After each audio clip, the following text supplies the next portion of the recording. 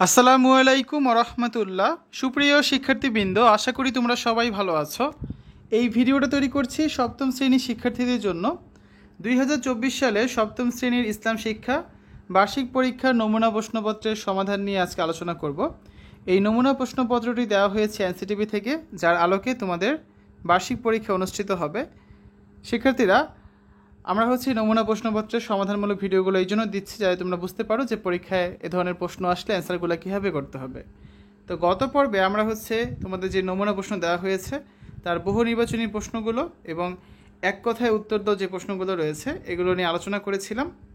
আমাদের আজকে আলোচনার বিষয় হচ্ছে গ বিভাগের সংক্ষিপ্ত প্রশ্নের উত্তর। এখান থেকে আমাদের আজকে আলোচনা শুরু।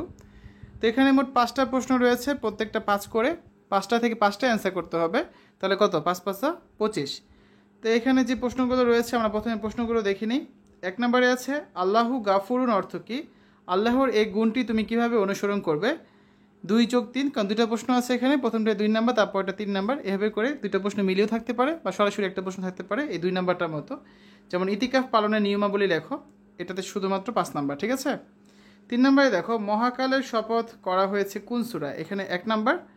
এই সূরা থেকে তুমি কি শিখতে পারবে? এখানে 4 নাম্বার, তাহলে মোট হচ্ছে কত? 5 নাম্বার। 4 নম্বরে আছে জাকাত কি? জাকাত ফরজ হওয়ার শর্তগুলো লেখো। জাকাত কি লিখতে পারলে হচ্ছে 2, আর জাকাত ফরজ হওয়ার শর্ত লিখলে আরও 3 নাম্বার। 5 নাম্বার আছে হিংসা কি? 2 নাম্বার। আর হিংসা পরিত্যাগের উপায় কি? এর জন্য 3 নাম্বার, ঠিক আছে? এই হচ্ছে মোট 25 নাম্বার। তো এখন আমরা এই সংক্ষিপ্ত প্রশ্নগুলোর উত্তর নিয়ে আলোচনা করব।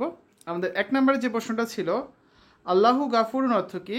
আল্লাহর এই গুণটি তুমি কিভাবে অনুসরণ করবে? 2 যোগ 3 5। আল্লাহু গাফুরুন, আল্লাহর পরম ক্ষমাশীল। আল্লাহ গাফুরুন অর্থ, ঠিক আছে? আল্লাহ আল গাফুর আল্লাহ তাআলার একটি পবিত্র নাম। এই নামের বরকতে তিনি পাপীর পাপ মোচন করে দেন। আল্লাহ বড়ই ক্ষমাশীল, সব কিছুর মালিক হিসেবে তিনি আমাদের গুনাহসমূহ মাফ করারও মালিক। তিনি ছাড়া আমাদের গুনাহ মাফ করার আর কেউ নেই। আল্লাহু গাফুরুন গুণটি অনুসরণ করতে আমি সর্বদা মহান আল্লাহর কাছে ক্ষমা প্রার্থনা করব এবং অন্যদের ক্ষমা করে দেব।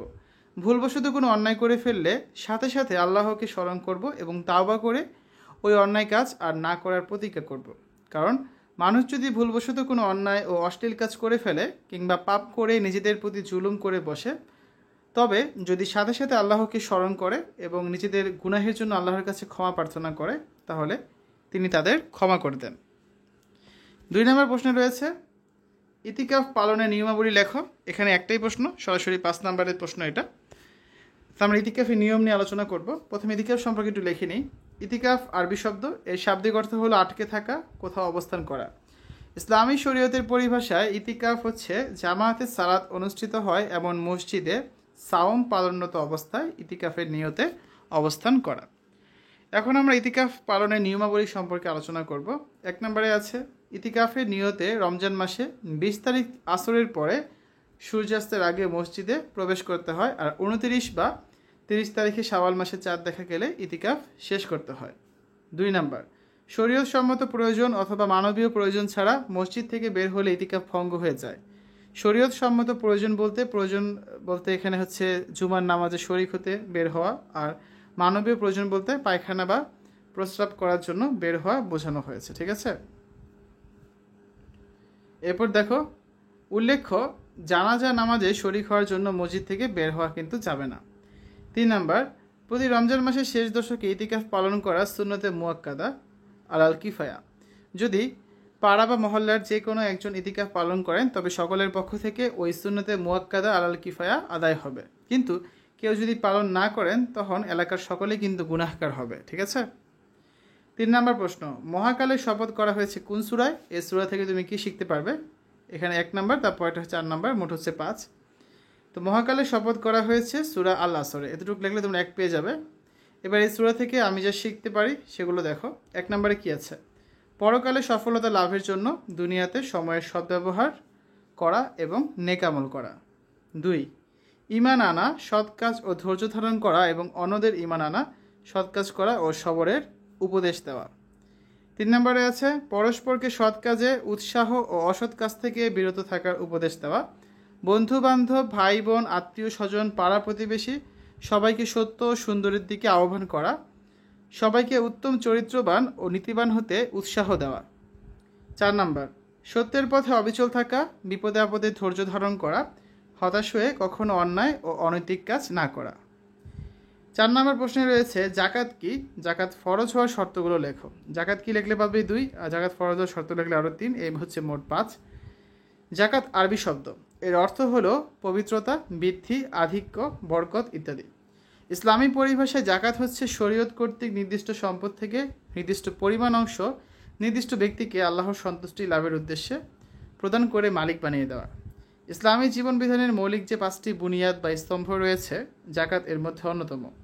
সামর্থ্যবান মুসলমানের জন্য জাকাত আদায় করা ফরজ। জাকাত ফরজ হওয়ার শর্তগুলো হচ্ছে: 1, মুসলমান হওয়া; 2, নেসাব পরিমাণ সম্পদের মালিক হওয়া; 3, নেসাব প্রকৃত প্রয়োজনের অতিরিক্ত হওয়া; 4, ঋণগ্রস্ত না হওয়া; 5, নিসাব পরিমাণ জাকাতের অর্থ সম্পদ মালিকের কাছে কমপক্ষে 1 বছরকাল থাকা; 6 নাম্বার হচ্ছে জ্ঞান সম্পন্ন হওয়া; এবং সর্বশেষ 7 নাম্বার বালেগ হওয়া, অর্থাৎ প্রাপ্তবয়স্ক হওয়া। পরবর্তী প্রশ্ন 5 নম্বরে, হিংসা কি? হিংসা পরিত্যাগের উপায় কি? তো হিংসা কি লিখলে পাবে 2, আর হিংসা পরিত্যাগের উপায়ের জন্য হচ্ছে আরও 3, এই হচ্ছে মোট 5 নাম্বার। হিংসা মানব চরিত্রের এক জঘন্যতম দিক। হিংসা অর্থ অন্যের উন্নতি ও কল্যাণ সহ্য করতে না পারা, অন্যের প্রতি খারাপ ধারণা পোষণ করা ইত্যাদি। এটিকে পরশ্রী কাতরতাও বলা হয়। ইসলামী পরিভাষায় অপরের ভালো কিছু দেখে তা ধ্বংস কামনা করা ও নিজে এর অধিকারী হওয়ার বাসনা করাই হচ্ছে হিংসা। আরবি ভাষায় হিংসা শব্দটি হাসাদ হিসাবে পরিচিত। এখন আমরা দেখব হিংসা পরিত্যাগের উপায়গুলো কী কী। 1 নাম্বার, প্রতিদিন মহান আল্লাহর কাছে দোয়া করা, যেমন আল কোরআনে বর্ণিত হয়েছে।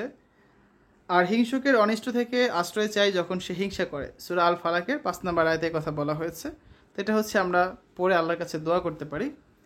2 নাম্বার, বেশি বেশি সালামের প্রচলন ঘটানো। হাদিসের আলোকে সালামের প্রচলন বেশি হলে পারস্পরিক ভালোবাসা বৃদ্ধি পাবে, এতে করে হিংসা কমে যাবে। 3 নাম্বার, সম্ভব হলে শরীয়ত সম্মত হাদিয়ার মানে উপহারে আদান প্রদান করা। রাসূলুল্লাহ সাল্লাল্লাহু আলাইহি সাল্লাম বলেছে, তোমরা পরস্পরকে হাদিয়া দাও, এতে তোমাদের মাঝে ভালোবাসা বৃদ্ধি পাবে। ঠিক আছে। ইসলামী শরীয়তের দৃষ্টিতে হিংসা সম্পূর্ণরূপে হারাম, মানে নিষিদ্ধ। অতএব আমরা এই হিংসা থেকে বাঁচার সর্বোচ্চ চেষ্টা করব। শিক্ষার্থীরা, এই ছিল আজকে আলোচনা। আগামী ক্লাসে আমরা ঘরনামা বিভাগে রচনামূলক প্রশ্ন রয়েছে 8টা প্রশ্ন, এখান থেকে যে কোনো 5টার উত্তর করতে হবে। তো আমরা হচ্ছে এই প্রশ্নগুলোর সমাধান আগামী ক্লাসে দেখব। হয়তো একটা পর্ব না লাগলে 2টা পর্বে আমরা সমাধানগুলো করে দিব। শিক্ষার্থীরা, এখানে তোমাদের সিলেবাসটা দেওয়া হয়েছে, এই সিলেবাস থেকে তোমাদের বার্ষিক পরীক্ষার প্রশ্ন করা হবে।